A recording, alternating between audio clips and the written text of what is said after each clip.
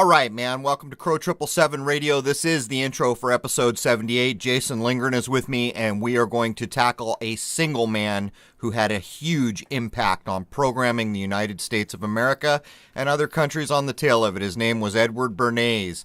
The roots of Edward Bernays, of course, are Sigmund Freud and back to Tavistock. Let's talk a minute about tell lies to your vision. Movies, media.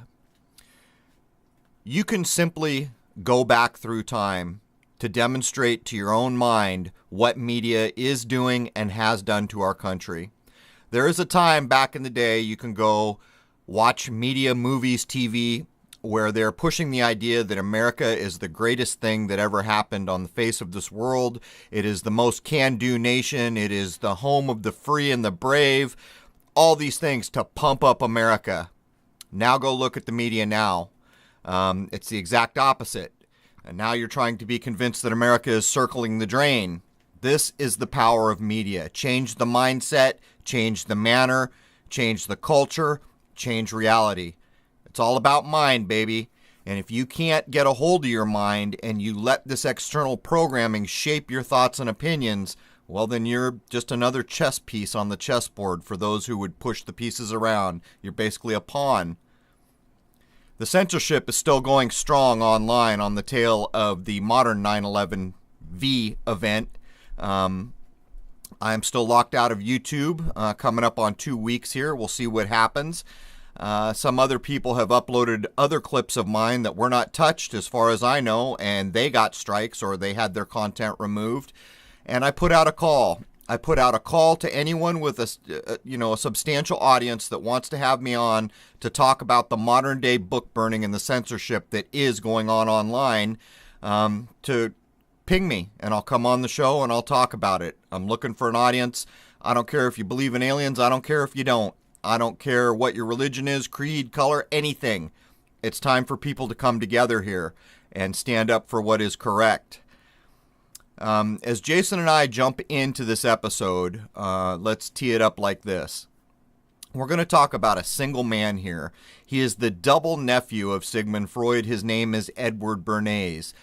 The overwhelming social programming that he was able to accomplish, a single man in this country, is mind-boggling, literally mind-boggling. Even being able to claim things like being responsible for getting women to begin smoking in a culture where they didn't. I'm not even gonna lift the veil here. We'll just get into the episode and you'll see. But you're also looking at the man, Bernays, who created PR, public relations. There's scantly a corporation in this world now that does not either hire a PR firm or have PR on board as part of the corporation. And we will talk about this to let you know how it came to be. It's propaganda. It's what it is. Marketing is propaganda. Madison Avenue in New York created Christmas. For anyone who wants to go look up the modern day idea of Santa Claus and all this other materialistic nonsense that we attribute with the low point of the sun or the winter solstice, the idea of Christmas has nothing at all to do with religion. It was created by Madison Avenue. Anyone can look it up. These are the social engineers. These are the people who have shaped culture, or what I call the lack of culture in the Western world. You can look at a lot of places in the world where generations of families go back, as metal workers, as weavers, as any number of things, and see true culture, in my view. What we have here is a bunch of people who have been affected by media. We like some TV shows. We watch some movies. For the most part, that has become the culture here. And what that has done is open the door to wholesale programming, social engineering on a level that has never been seen before, as far as we know. Anyhow, this is a hell of an episode for any individual who wants to actually scrutinize what we're laying down here and understand that we're talking about a single man. There are whole organizations, Tavistock and all the people and writers and other royal families that were related to the efforts out of this one place. It doesn't even mention the Frankfurt School, for crying out loud. Before 1900, the Frankfurt School, all social engineers. We're in the brave new world now. We came through a big event again in this fall. And just the fact that it happened in fall should have clued in endless minds, but that's not the case. The spell was cast. The wool was pulled. But we just came through it, and on the tail of that, algorithms were rewritten by some of the biggest purveyors of information online to catch anyone saying the V word, Vegas. There it is, baby. I said it. Vegas, the V word. What's that tell you? What does that tell you when someone rewrites the actual computer code driving things like Google and Facebook to catch any conversation talking about these things? Anyhow, let's jump in with Jason Lindgren and have a little béarnaise sauce. Cheers. All right, man. Welcome to Crrow777 Radio. This is episode 78. I have Jason Lindgren with me, and we are going to be covering the fall of the human mind in 3 generations, and specifically, we're going to get into some Edward Bernays here. But to refresh some memories, let's take a trip down Crrow777 Radio memory lane. In past episodes, we've done Tavistock and other things, and in my view, these are the roots of Bernays. After all, as Jason will point out during the course of this episode, Edward Bernays is the double nephew of help me out here, Jason. Sigmund Freud. Thanks, man. Sigmund Freud. By the way, I might as well welcome you while I'm doing all this. Welcome, Jason. Hello. Okay, so if we step back and we recap a little bit about Tavistock and the kind of social programming that our world is subject to, we should remember a few things. Polling is an example. Polling is a big part of the TV drone culture that in 3 generations has lowered the human mind. Polling for places like ABC, NBC, CNN, Fox, New York Times, Wall Street Journal, it's all coordinated by the National Opinion Research Center. Now, that may not seem like such a big deal to the average person, which it actually is. That means one place is dealing, consolidating and determining what polls will say. But did you know that the National Opinion Research Center created a psychological profile for every nation on Earth? There it is, man. Think about what that means. But while we're back in the kind of pre-Bernays days, let's talk a minute about H.G. Wells.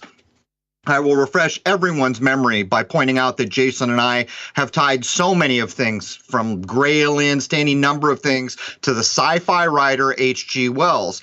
But what people should keep in mind is H.G. Wells was head of the British Foreign Intelligence Service during World War I. He was a protege of T.H. Huxley. Huxley should ring a bell, right? Brave New World. That's a brother, I believe, of the Huxley that wrote it. And this Huxley guy, T.H., was a leading Darwinist. You see the fabrication, the fantasy coming to bear, but that's only the half of it. These guys were all related and backed by what's called the Black Guelphs. People would better know the Black Guelphs as the House of Windsor. The families behind H.G. Wells and the Tavistock and all these are some of the most powerful empire builders known to our time. And I would also point out H.G. Wells is the grandfather or godfather of the Aquarian conspiracy. And that has to do with all the non-sex of sex, drugs, and music, which kind of destroyed the generations of the 60s. But anyhow, Jason, I'll welcome you again, man. Welcome. Good to be here, and we want to take a moment to address the clip from 1978 with Mary Tyler Moore. Oh, yeah. I kicked that over to you for the first time yesterday. You want to roll into it, or you want me to? No, go ahead and explain it, because you introduced me to it. I had never seen that before, and it was quite enlightening, wasn't it? So this little clip we're going to talk about, to me, reflects modern eyes. I think it's 78, Jason, 79, something like that, the clip we're about to address? 78. So there's a variety show with Mary Tyler Moore heading the troupe back in 1978. They're in New York City, and there's a group of people standing behind Mary Tyler Moore. One of the names people will recognize is David Letterman. I believe this is before the Letterman show, pretty sure, because David Letterman served 33 years on the David Letterman show. Also, the first Batman, Michael Keaton, is back there. They're all wearing football jerseys, and of course, 9 and 11 are stacked together. Mary Tyler Moore is doing a dance number, and she is singing the old Paul McCartney song, With a Little Help. And she keeps waving her arms in front of the 9/11 saying, can't you hear the town exploding? With a little push, with a little luck, we can make this whole damn thing work out.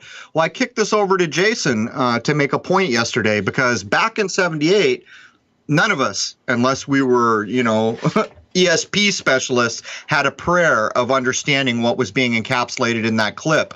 But you see, when you go back and look at that clip now with modern eyes, it's an eye-opener. I mean, where are you at, Jason? What did you think when you viewed that? Yeah, it was really obvious. You kept seeing the 9 and 11 dancing in and out, coordinated around each other, and of course they would always end when in between the dance steps right next to each other, so the 9 and the 11 were always right there.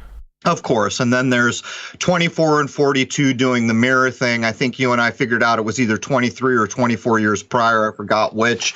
I have to sit down and use my toes and fingers to do the math on that. But, you know, what's really striking, of course, is that the first Batman is there in my mind, you know, the kind of Black Knight of Gotham City. But anything else you want to add? Is there a way we can point people to that easily? Let me look in our tool here. I think there's actually a title for the clip of this clip. On YouTube, it's Mary Tyler Moore Performance is the title, but you can look it up and look at the clip, and you'll know you're there when everyone's wearing red. There's football jerseys, 9/11, David Letterman, and of course, the first Batman, Michael Keaton.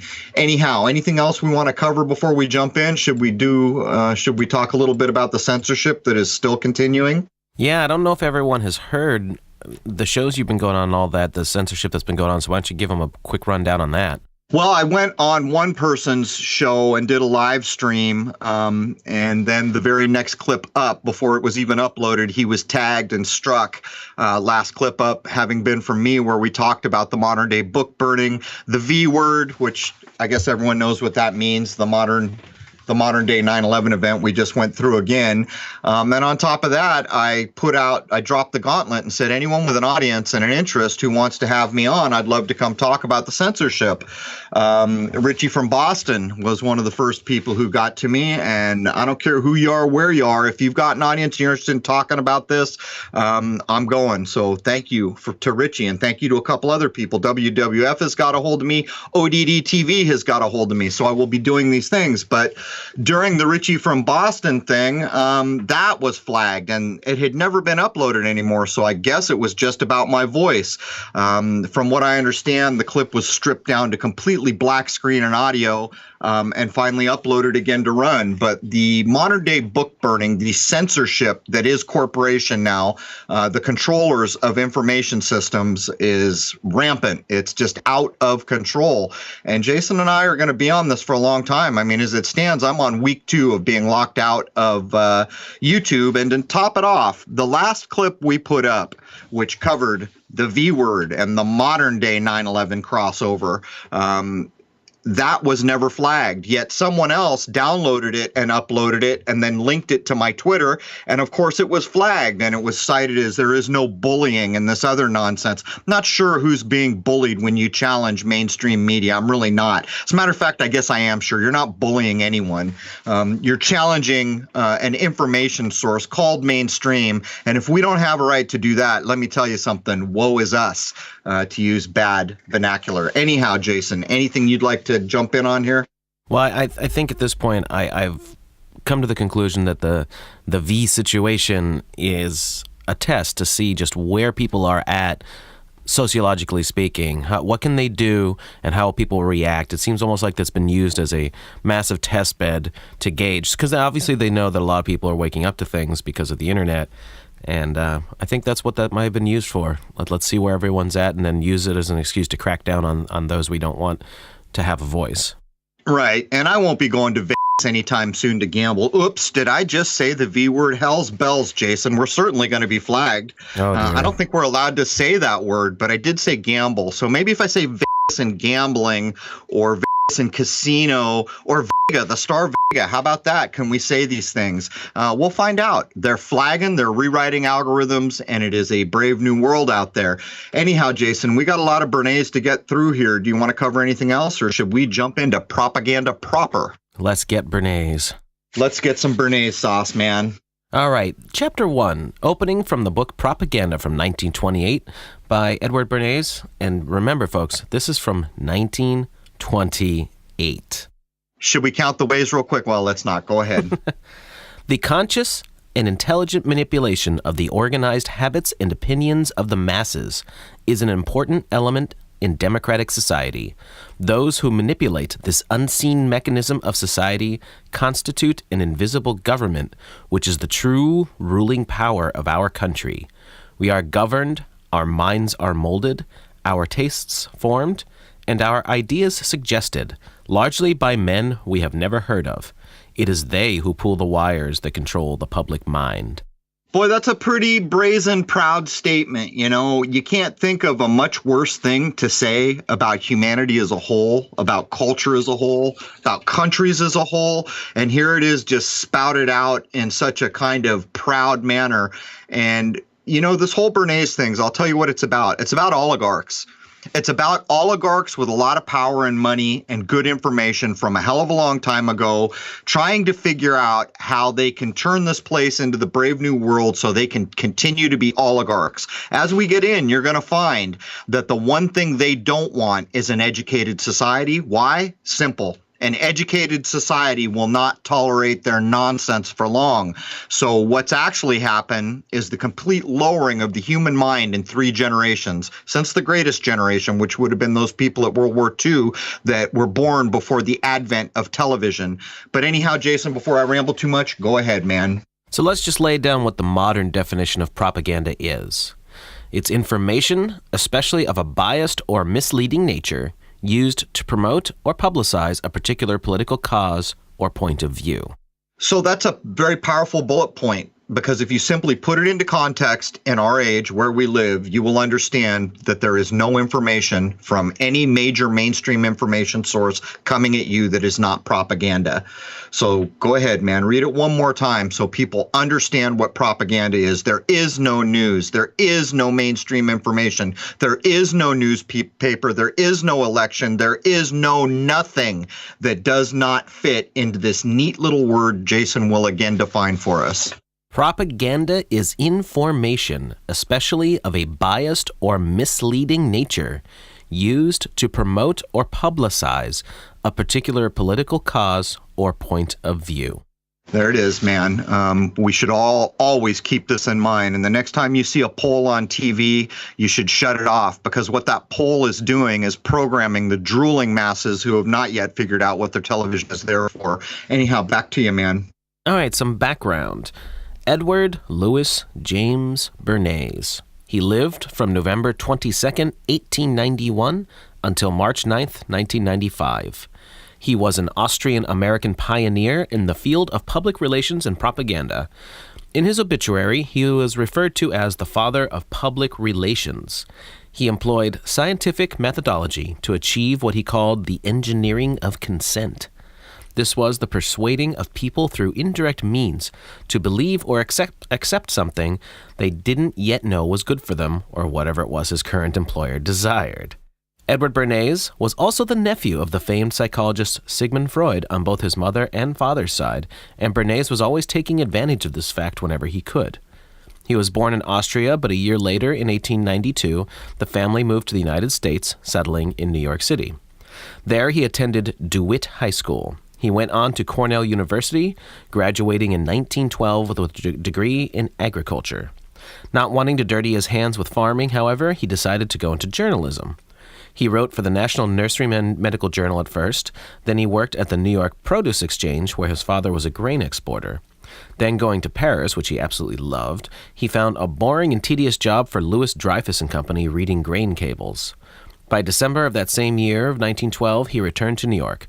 Bumping into an old school friend, Bernays was offered to help run 2 journals with him, the Medical Review of Reviews and the Dietetic and Hygiene Gazette. They tried a new approach to promote the journals and their advertisers, distributing free copies to most of the 137,000 licensed physicians in the United States.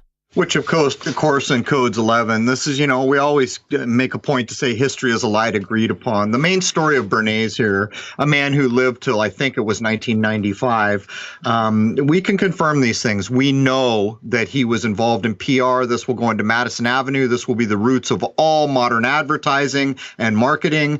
But what's more is this little story about his agriculture, which seems a bit fitting, because basically what he's doing or what he will do in his career, is figure out how to take the United States of America and turn us all into vegetables, basically. He's going to come in on the tail of the advent of television, a higher-minded generation back in World War II. Again, people who were born before the advent of TV, and he's going to turn it all around, and he's going to leverage off the things Sigmund Freud, Carl Jung have done. These people are not your friends.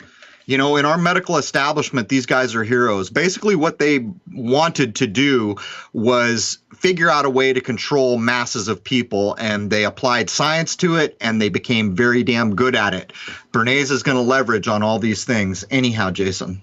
The one thing I'd like to point out as we're going to start going into all the works he did is just how much I had to skip just to fit it into this program, because he did a lot of PR work, and even coining the term public relations when propaganda started having a negative slant. So there's going to be a lot of stuff we go over, but there's a lot that I even just left out. So this guy was very important. Let's address the other thing we were talking about yesterday. Remember when I was talking about the Queen logo? Let's address that real quick, because so much of what you read from Bernays is written with like a pride. Like, yeah, man, we're screwing over everyone. We're programming minds. We're lowering human minds. We're destroying education. We're bringing to bear marketing techniques that will turn the United States into a cult of ninnies who worship people that shouldn't be famous because they've never done anything worth being famous for. All this is attributed to Bernays, and every time he talks about it with pride. Well, let me point something out. Let's use David Bowie as an example. David Bowie died at the age of 69, which is the sign for Cancer in the zodiac. Cancer is at the height of the sun's power, the cult, the sun power, you know, the summer solstice. But I was mentioning to Jason that the band Queen, Freddie Mercury, of course, Mercury, there's your alchemical crossover when Farouk, whatever the hell his name was, changed his name to Freddie Mercury. He supposedly was an illustrator who made that logo, and you'll see the phoenix on top, but there's a crab. The reason that crab is there is for a couple reasons. It's symbolizing the sign of Cancer, and when the sun is at its highest, strongest point of the summer solstice. But did you know that there are crabs with blue blood? Get it? These people are very proud of their insidious history of overlording and manipulating and undermining. And I just want to point that out. They're of a group that you are not. In their minds, whether there's any physical or medical distinction at all, I cannot tell you. They think there is.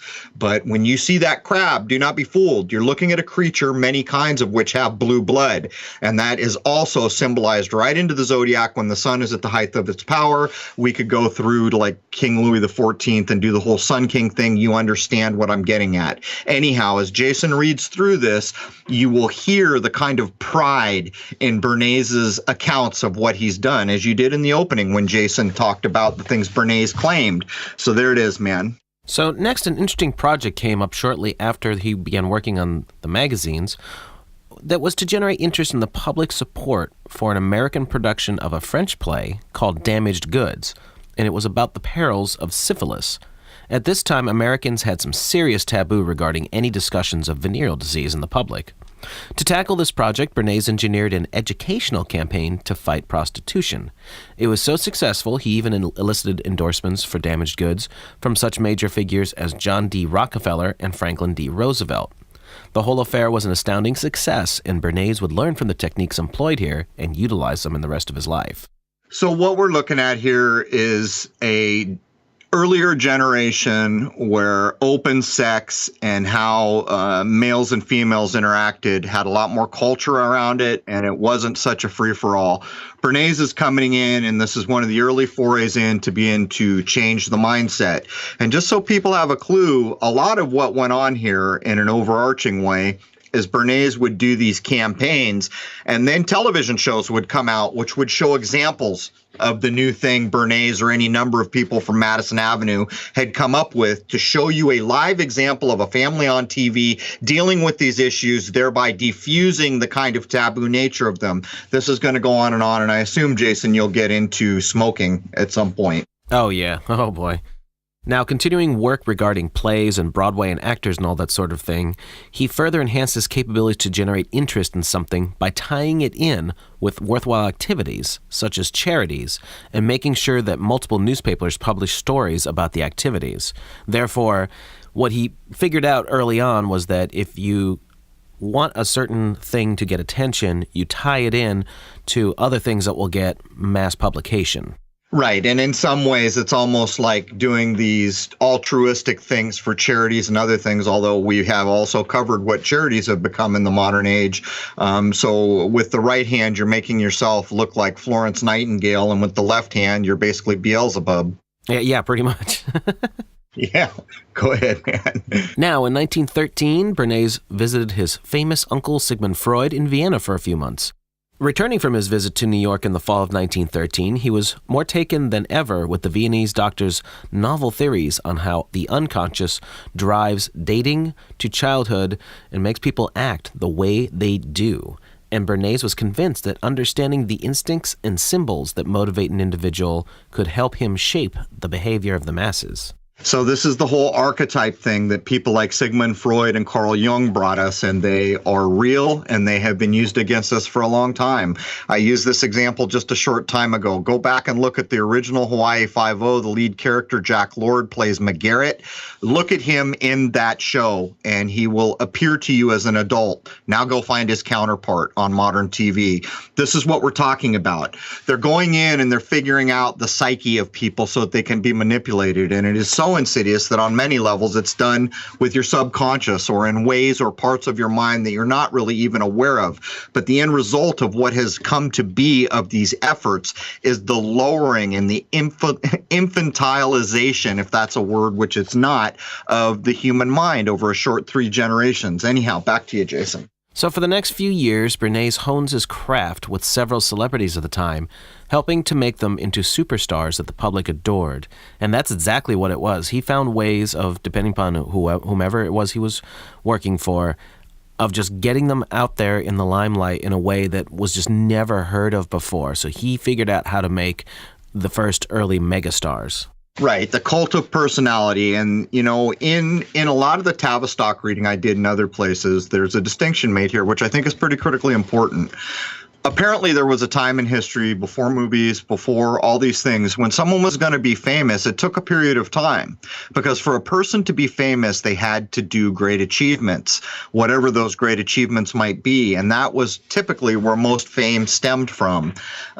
What's happening here is now Bernays is creating the cult of personality. It's a bit like the Kardashians, right? Famous for no reason other than they're just constantly in your face and you see them all the time. That's why they're famous. They're not great people. They're not intelligent people. They're not special people. They've never really done anything in this world that would merit fame, and yet here we have them as among the most famous people. I think Paris Hilton fit that mold at one point. So this bullet point is critically important in my view, because what we see is Bernays changing the very nature of what fame is. He's turning people into superstars when it's all a construct. It's just an imaginary cult of personality. There's nothing to back it, man. It's a house of cards. Exactly, and he figured out how to do this in the 1910s. Now, on April 6th, 1917, the United States declared war on Germany, entering World War I, also known as the Great War or the War to End All Wars. And of course, it was anything but. Many Americans held a strong neutral stance and didn't want anything to do with European wars. Edward Bernays also tried to enlist on the same day, but was told twice over that he had flat feet and defective vision. He was turned down for active duty. He wanted to prove that he was a true American who was capable of defending his country. After so much success getting his own way promoting others, he now used that experience to try something on his own behalf. He wrote to the Red Cross in France asking for any position for which you believe my qualifications and past experience fit me. He wrote to the Commission on Military Training offering to get musicians to perform at army camps. He even helped out at his local draft board, organizing its statistical and clerical functions. While none of these efforts produced results, he finally had some success when he got himself an interview with Ernest Poole, who was head of the Foreign Press Bureau of the U.S. Committee on Public Information, which was known as the CPI. So here we go, man. Flat feet, my butt. What he had was backing from the most powerful families in the world, and you can see what's going on here. Jason and I have covered the Red Cross. We all know what the Red Cross is. That's who he's going after. And then he goes to the Commission on Military Training, trying to get Hollywood or, entertainment into the military for the troops. You can see what is going on here at a very early level. But I would point out, back in the Tavistock episodes, we were demonstrating that in Great Britain during World War I, there were actual real polls done before the way modern polling is done, where they asked any number of the working class Brits who were going to actually go into World War I, if there's any truth to the number of people that went there, which I think we could probably argue, but they had no idea what the fight was even about, other than someone was threatening their king and this kind of thing. This has a direct reference to the mind warp that Bernays is going to bring to this world, and specifically to America, the United States. And I think, Jason, at one point, are you going to cover the whole do it in your face on the David Letterman show thing? Yeah, towards the end. Yep. Okay, so we'll cover that. But, Bernays is such a proud pig of the damage that he's causing that he actually goes on Letterman, which we'll cover at the end, and he does it right in your face and makes Dave Letterman the fool. Anyhow, back over to you. On April 13th, 1917, through Executive Order 2594, President Woodrow Wilson established the Committee on Public Information. Journalist George Creel was the chairman, and he had urged Wilson to create a government agency to coordinate not propaganda as the Germans define it, but propaganda in the true sense of the word, meaning the propagation of faith. Yeah, man. I'm going to let you keep pushing, but I would point out that Order 2594 needs its ways counted. Anyhow, let's keep pushing. Finally, having a chance to serve his country, Bernays recruited Ford, International Harvester, and numerous other American firms to distribute literature on U.S. war aims to foreign contacts and post U.S. propaganda in the windows of 650 American offices overseas. He distributed postcards to Italian soldiers at the front so they could boost morale at home, and he planted propaganda behind the German lines to sow dissent. He organized rallies at Carnegie Hall featuring freedom fighters from Poland, Czechoslovakia, and other states that were anxious to break free of the Austro-Hungarian Empire. And to counter German propaganda, he had American propaganda printed in Spanish and Portuguese and inserted into export journals sent across Latin America. To put it succinctly, he used his expertise to win America over to a rather unpopular war using precisely the same techniques he had used in successfully promoting within the entertainment industry. Bernays called his work psychological warfare. And there it is, man. Entertainment industry, propaganda, going to other nations, propagandizing Americans. So let's ask the question here, Jason. So many people come in talking about the Schmidt-Mundt Act having been amended or rewritten in 2012 and claiming from that point forward it had become legal to propagandize Americans. Well, here we are in World War I, folks. I would suggest to you that as long as we have had elite families, we have had propaganda. And it matters not whether there was an act, a law, or a statute of any kind. This has been going on. And what do we see here? Carnegie. The same old names that we always see. I won't even go down the list. But for me, one of the main things we see happening in early Bernays is the entertainment, the going in and the holding of your mind group being pulled into the military-industrial complex. And here, of course, he coins the word psychological warfare. It's a hell of a thing, Jason, when you begin to actually pay attention and look at what's being represented freely, I might add, by these people. Oh, yeah. When you think about the context of what was going on in society compared to what he had already figured out at the time, it's kind of astounding. You don't think about this level of manipulation going on in Edwardian times, and here it was. He had it all figured out in 1917. Yeah, it's beyond the pale. And, in the past research we have done, I really started to mark the woeful date of when Sigmund Freud and Carl Jung came to be. These were the guys that really began to hack the human mind, but not just the human mind, but more on a group level. where they began to demonstrate to a 90-something% certainty that if we do certain things to certain groups of people, this is the outcome we can expect. And here we have the double nephew of Freud picking up the gauntlet that Freud threw down. And where is he, man? He's in entertainment, he's in the military-industrial complex, and he's out there coining useful ideas and words like psychological warfare. Where would our world be without terms and ideas like psychological warfare? I mean, I don't know, man. What do you think, Jason? It's almost like there is no portion of this man's life that wasn't predestined to insert him where he needed to be. Yeah, once he showed that he had the capability of doing this, I would say they used him right from the get-go, because he was only in his early 20s when this was going on. So think about that it's kind of like what they do with Rhodes Scholars and all that. They find these people and they find their talents and capabilities and all that, and then they groom them all the way up until, you get people like Bill Clinton, who's still being a pain in the ass all the way into, how old is he now? I don't know, 70s? Yeah, I don't know, 170. Who the hell knows how old these people are? They got all the technology, they got all the goods, and they do weird things like name the zodiac after crabs who have blue blood, which carries the moniker which represents their eliteness. It is very damn difficult. I've maintained for a long time that, in my view, these kind of special royal-based bloodlines live longer than we do, but proving it is a whole other thing, and I don't know how to go about that. But I'll tell you what, look at Queen Elizabeth now. They're plastering our televisions with something about the Queen at age 90. Does she look like any other 90-year-old person you've ever seen? I'm just asking. Anyhow. She's awfully spry for someone at that age, but, Crikey, man, I got more wrinkles than she does. So Bernays was, of course, quite successful while being involved with the CPI, and Ernest Poole was later to have said of Bernays that he was one of the ablest and most devoted younger workers on our staff. In 1918, there was question about Bernays being drafted for a military clerkship.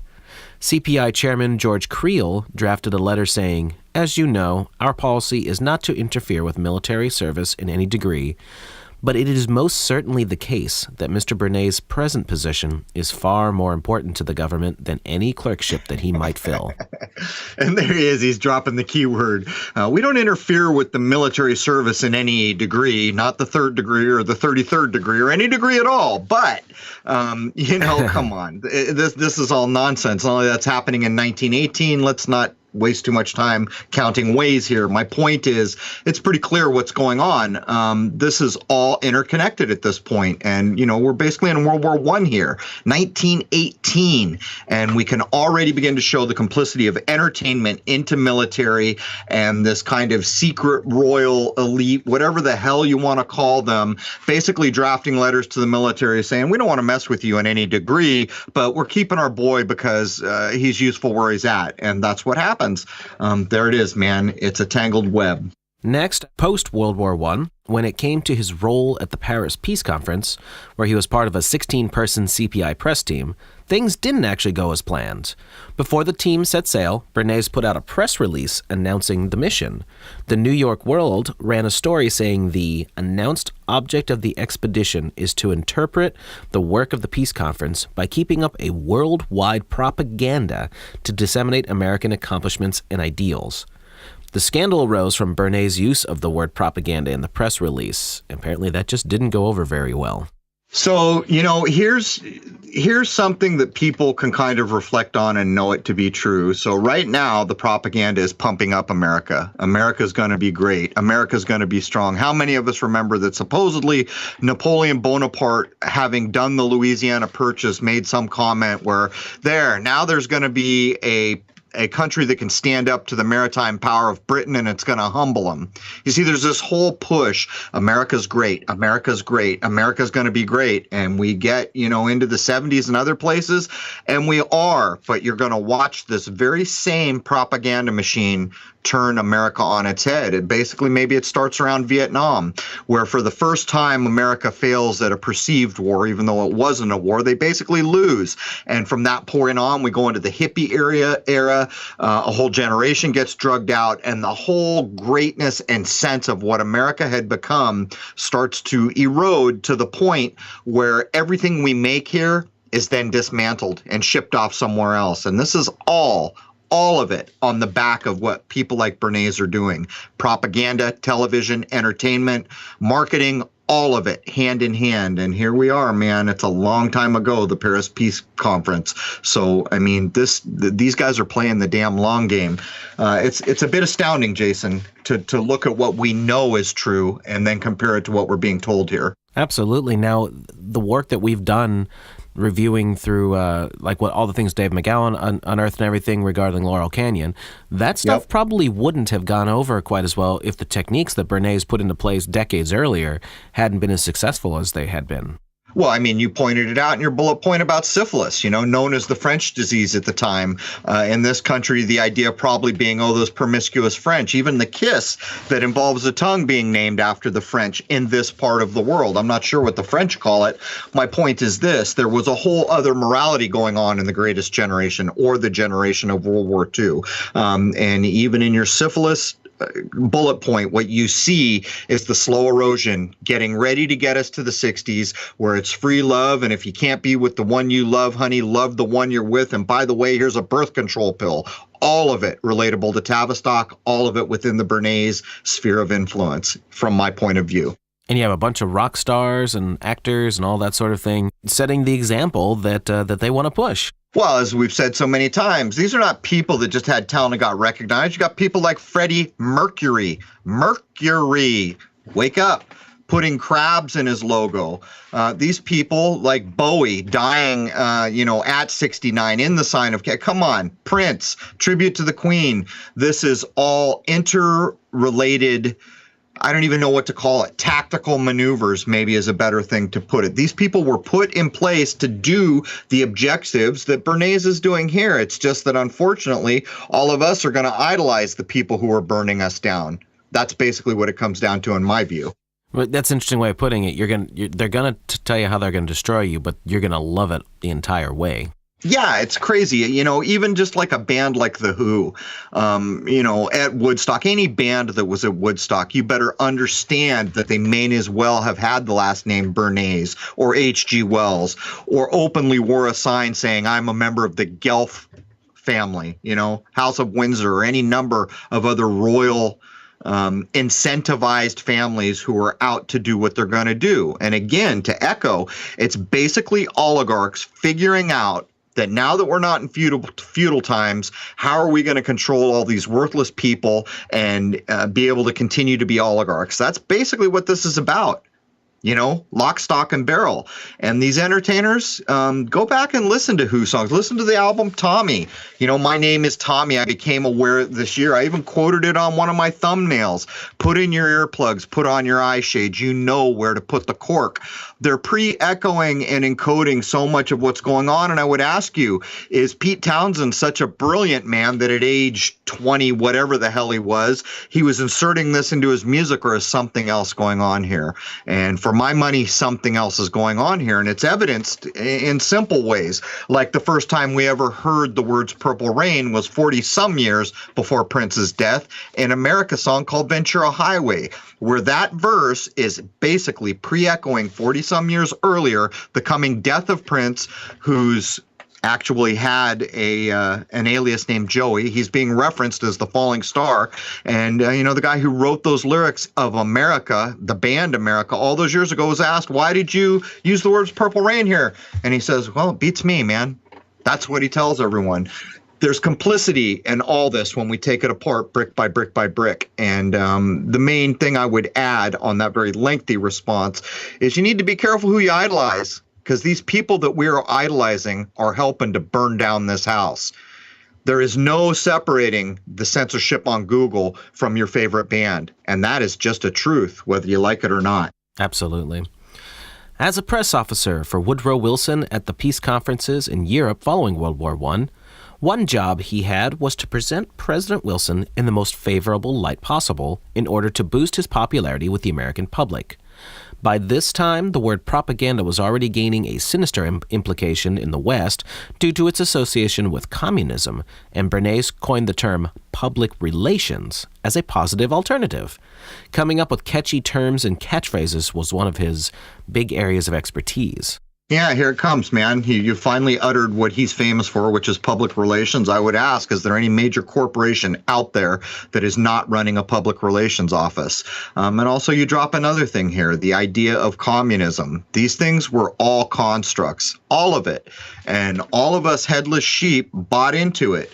Communism had some basic principle, as we were told by Marxism or any of number of things we could look at, that everyone needed to be treated equally. Someone couldn't have it all and someone else couldn't have anything. And then that idea was taken to extremes and demonized in the West. The converse side of that was all our spending and capitalism on this side was echoed the opposite way over in that part of the world, where those damn capitalists are materialistic and out of control. And meanwhile, the communists were godless. And meanwhile, the capitalists, it goes on and on and on. These are constructs. These are all constructs that are brought to us by people like Bernays through methods like public relations. And what happens is you buy into these things, and then we all get subjugated, basically divided up in neat little groups. Those guys are communists, those guys are capitalists. Over on the capitalist side, we have religion breakdowns where these guys are Catholic, these guys are Christian, these dudes are Hindu, these dudes are Muslim, and you get segmented again. And then they introduce the what's the word, Jason, when you have things you don't like? Things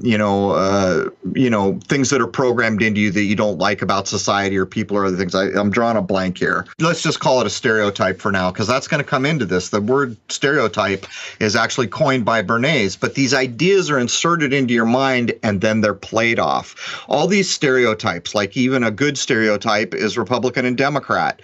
These were inserted into your mind. These are made up things. They have no basis in reality. And yet many people in this country consider themselves to be one or the other. Then that stereotype is then played on by public relations type Bernays programming. And that, in fact, is a big part of how society is just herded along like a pack of sheep. But anyhow, Jason, kind of lost the thread there. Well, they find a box to put you in, and then they feed that box over and over and over so that they get people to believe. Prejudice. Yeah, there you go.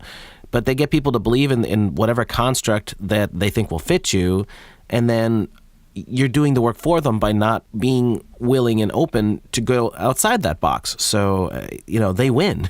That's right. And prejudice was the word I'm looking for. I read the studies that show how prejudice is inserted into mass groups of people.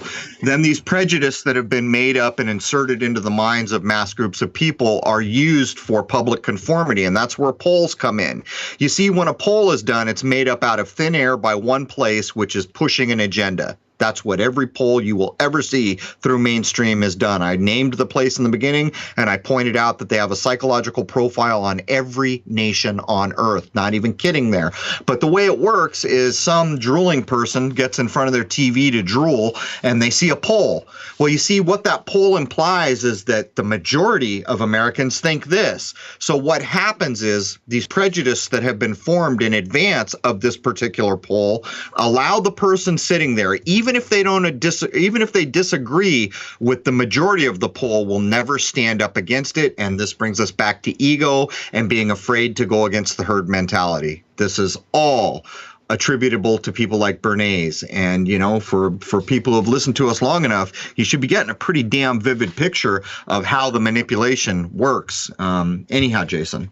Bernays later described a realization that his work for the CPI could be also used in peacetime. There was one basic lesson I learned in the CPI, that effort comparable to those applied by the CPI to affect the attitudes of the enemy, of neutrals and people of this country, could be applied with equal facility to peacetime pursuits. In other words, what could be done for a nation at war could be done for organizations and people in a nation at peace. With this notion in mind, he opened his own public relations office in 1919 with journalist Doris Fleischman, whom he would later marry in 1922. This business was the world's first council on public relations, and he promised to actively shape public opinion in the interest of his clients. And boy, did he. Oh my God, man. Here we are, man. Let's count the ways. 1919. I'm not even going to say it. Everybody knows what I'm thinking. The long game here is incredible, encoded, but think about what's being said. It can be applied equally well, this programming, this new idea of PR, which will creep into every modern day corporation. It can be applied to organizations and people in a nation at peace. So let's break down what's being said here.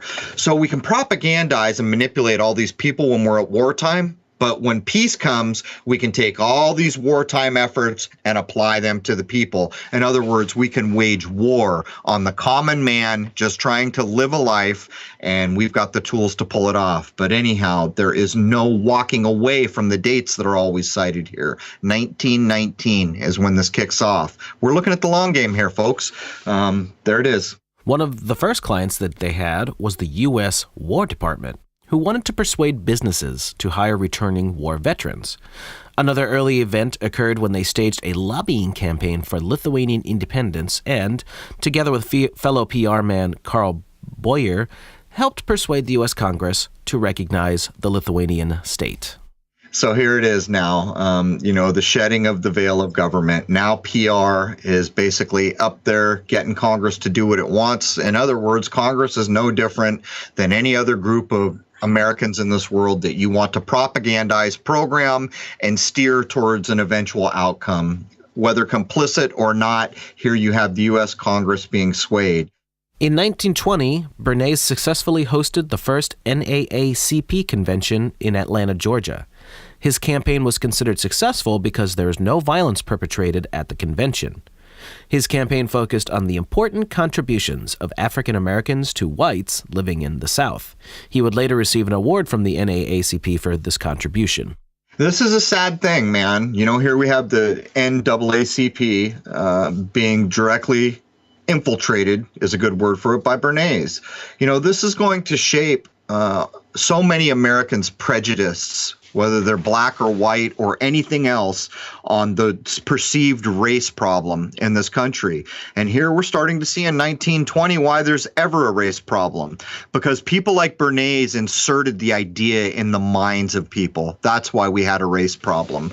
I would venture to say that if we didn't have jackasses like Bernays and these other elite kind of pigs manipulating and pushing and steering and shaping and underhandedly programming everything, I would guess that all of us as groups of people would be a hell of a lot better off and probably view one another as just fellow human beings. That's my guess.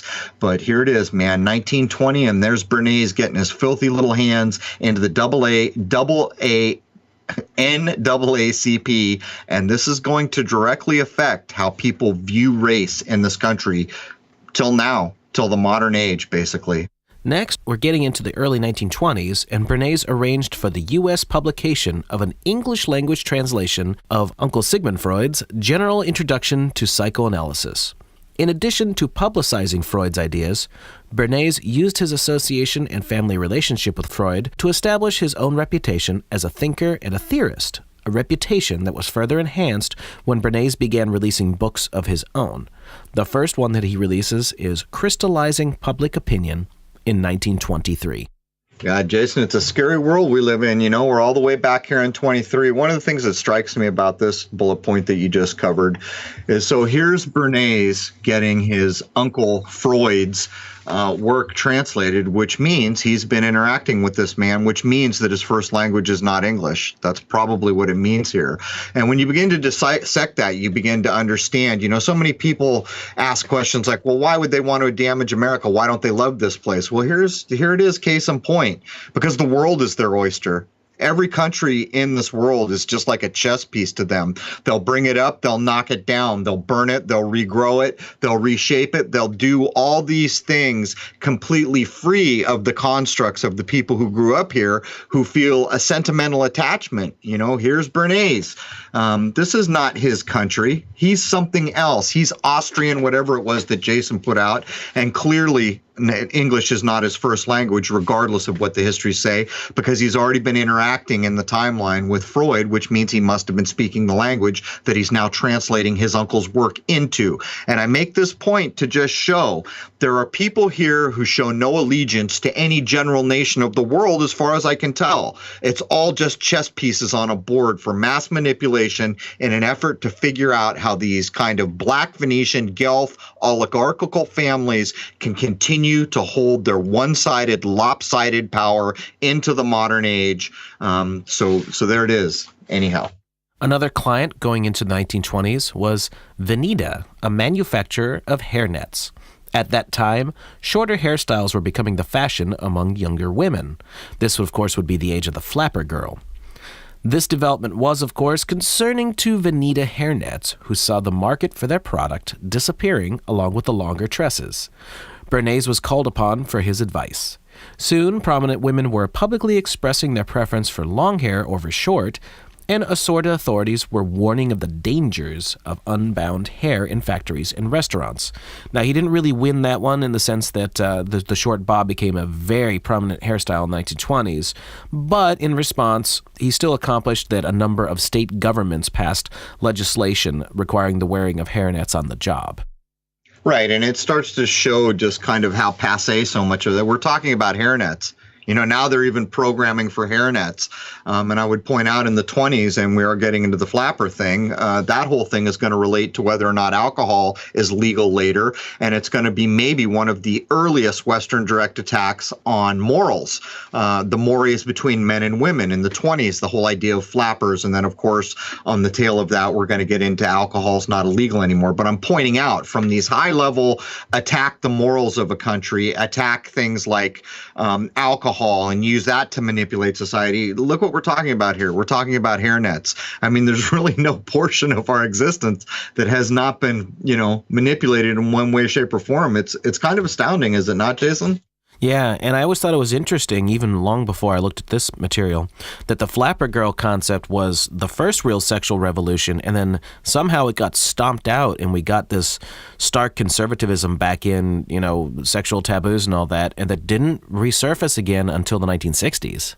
That's a good point, Jason. I've looked at that myself a few times, and it almost appears that there is a possibility that there were still people in powerful positions or that had sway or that there were enough high minds around that they stood against the idea of eroding the moral turpitude of what American culture was. And for some reason, it's, as you say, they went in, they began to take apart the idea of what sex is between a man and a woman, the idea of marriage, interaction in a sexual way between the genders, and then it does get stamped out. But maybe it's the early foray in. It's hard to know what actually happened, but that's an astute observation. It, in my view, is truly the first kind of sexual shift in the American moral perception.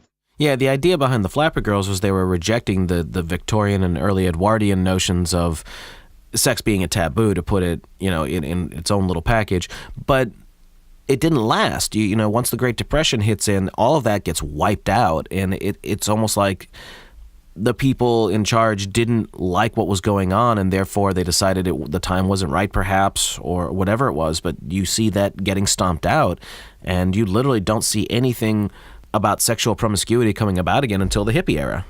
Right. And what's crazy about that is in the research we've done in the past, we can show openly that the Tavistock Institute is directly involved with the creation of the birth control pill and the dissemination of the birth control into a culture they created, which is basically telling you if you can't be with the one you love the one you're, the free love generation. And then on top of it, they're inserting issues to create trouble and destabilize things like Jimi Hendrix. Hey, Joe, where are you going with that gun in your hand? Well, I'm going down to shoot my old lady because I caught her sleeping with another man. Well, wait a minute. She's probably sleeping with another man because she just listened to the Byrds, love the one you're with.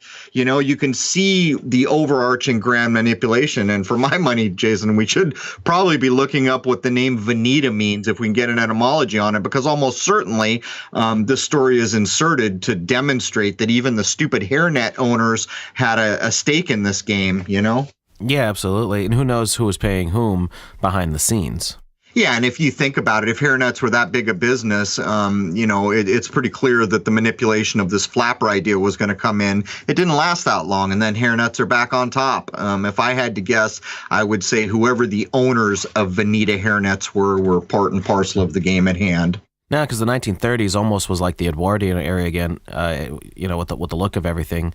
And, of course, people couldn't afford to live the lifestyle that they did in the 1920s because of the Depression. So it literally was a complete reversal. It's a good point, and it's almost like you could picture two old crotchety black Guelph family members sipping their sherry saying, okay, I'll bet you 50 cents or 2 bits that we can make society in America promiscuous for 8 years and then flip it all the way back to the dresses to the ground the following. Or you could also view it maybe in a way where it's simply test runs demonstrating all this new programmability that is being brought to bear now, picking up somewhere around World War I, maybe earlier, hard to know. The Frankfurt School precedes 1900, but maybe it's nothing more than just demonstrating we can push these pieces on the chessboard anywhere you want. And that's a scary thing, because what it basically informs the person listening to this show now is the culture you have was basically programmed into you. That's what it means. This place we love called America, or the United States, however you choose to view it. Why is it that each decade has its own kind of distinction? Well, this is why. Why doesn't each succeeding decade, or whatever a natural division of time would be, have its own unique thing we never saw before? Well, this is why. This programming that we're addressing is why. We know for certain that 30 years after the 60s, all that fashion will come back. All that music will come back. This is the programming. They're looping it back in to limit variety. But anyhow, I'm kind of sidetracking here, Jason. And the interesting thing about the 1920s would be that it might have been a natural progression, because the Federal Reserve was put in 1913. So the 1920s was pretty much the end of the original prosperity of the United States before the insane amount of damage that the Federal Reserve will do from then until now had completely set in. Yeah, it's so all overarching that when we set out to do these shows, it's just a difficult thing, Jason. We pick out Bernays to show a critical part of how we got to be where we are now, where we're basically standing up against the right to speak and think freely against places like YouTube. These are the guys who brought us this, but the picture is so much more in-depth, larger. The game times go back hundreds of years, probably, but it's always the same players, isn't it, Jason? In my mind, if I was going to symbolize the players moving forward, it would be the crab, and all these people always come in and ask, about the weaving spider coming out here. Well, if you think about it, the spider has a direct relationship to the crab. You could liken crabs to scorpions. Scorpions are arachnids, and while there is an 8-legged spider and a 10-limbed, crab, the idea is there. So probably what we're looking at is these groups who are basically just oligarchical, richer than anything that we've ever known on this earth, manipulating and lowering a world's consciousness simply for the main reason that they continue to be oligarchs and own and control everything. I don't see any other reason, do you? No, and it's obvious that the turn of the 20th century is when they completely put their foot down on everything to have control that, we're only just starting to resist against today. Yeah, and you see these stupid mainstream conspiracy people like Alex, whatever the hell you want to call him, Jones, putting out these graphics like, you think you're getting mainstream news, and he lists all these information outlets and then claims they're owned by 6 corporations. Well, you and I went a step further and actually showed how it's basically down to the big 2 corporations, but the truth is the board members on those 2 are in all the same Club of Rome, the CFR, all the overarching board members are in the same group. So basically what it comes down to is nearly everything in this world that is a service, a corporation that matters, a Walmart, a record company, a television station, are all being controlled by a single group of people who all are members of the same oligarchical groups. And that's all there is to it. I mean, that's the truth in what we're covering here. It sure is. Now, since we're at the top of the hour, just to give everyone a bit of a hint of what we're going to be getting into in hour 2, we're going to see the things that Bernays got really known for, some major promotions and things that really put his name on the concept of advertisement, public relations, and propaganda. You know, it's episodes like this that I really kind of hope people will listen to what we're covering and then blow it out into the modern day.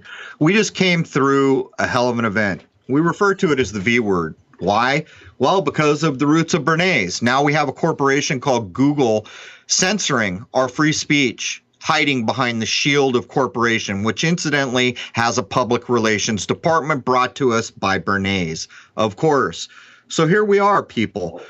You have to recognize the events that are going to try to tackle your mind and pull it away from you. 9/11 was one of these events. The event we just came through was one of these events. When you begin to recognize them, you begin to break the spell. That is the whole purpose and point of what Jason and I are trying to accomplish here. So as we go through these shows, I would just urge everyone, this is the acceptable kind of history of these people, yet Jason and I can confirm that so much of it is in fact true. Madison Avenue, creating marketing, all these things, Bernays being there, we know these things are accurate. Whether or not the dates and the historical accounts are or not does not matter. Point being, reflect on the modern age. There is no portion of the lives we lead in this country anymore that is not programmed with intent. And that intent is to lower your mind into infantile levels that are so far from those possessed by the greatest generation or your grandparents or great-grandparents who were born before the advent of television. 3 generations has done this to us. It's time to wake up. It's time to lift the mind. It's time to understand what people like Bernays and Sigmund Freud and Carl Jung and H.G. Wells and the Black Guelphs and the Black Venetians and the House of Windsor and the Vatican, all these people were complicit in one single game. How do we maintain control and own everything? The day we all wake up and quit accepting the programming is the day they begin to lose ground. I don't know what day that will be. Anything you want to add before we close up for the first hour here, Jason? I just want to remind everyone that this first free hour is going to be on my Secrets of Saturn channel, but definitely not on your Crrow777 YouTube channel until we figure out which way that's going to go. So this will still be on offer, of course, but, not where it belongs. Right. So I wanted to offer a big thank you to all the people who have come and subscribed at Crrow777 Radio to support the freedom of speech that website is. It will stand as a bastion of freedom of speech regardless of what happens on YouTube. I'm in week 2, still locked out of my YouTube channel, which means the nearly 80,000 subs that I would have had to put this content out to, I do not have. The first free hour will run at Secrets of Saturn, but as always, on Crrow777radio.com, all the free content is running. You don't got to sign up. You just go there and you play it. It is there for everyone. For all those who want to support the efforts we're doing in this time of censorship, it is much appreciated. Without an audience, it becomes difficult to do this, but thankfully we are building an audience. So there it is, man. That brings episode 78, first hour, to a close. If I had to guess, we're going to have more than a second hour. We have so much to cover, and I hope you will all join me as members over at Crrow777radio.com. The time is now. We stand, we are counted, or we're going to fall to the plans that people like Bernays made so many years ago when we should have been counting the ways of the date that all this began. There it is, man. Cheers.